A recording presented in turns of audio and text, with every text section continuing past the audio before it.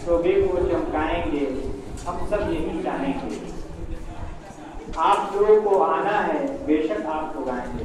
हमने थोड़ी सी कोशिश की और ये जो है आप हजरात के लिए, आप हजरात का हमेशा इस शोबे में खैर मकदम है, आप ही का है। यकीनन मैं समझता हूँ कि आप हमारे बहुत अच्छे सीनियर दोस्त थे।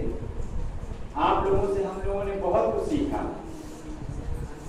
और वाकई ऐसे दोस्त बहुत कम मिलते हैं। मैं आप तमाम दोस्तों का दिल से शुक्रिया अदा करता हूँ और आपको हमेशा अपने दिल में बसाए रखने की तमन्ना करता हूँ।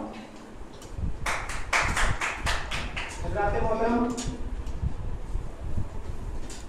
अब एक और तासुर के लिए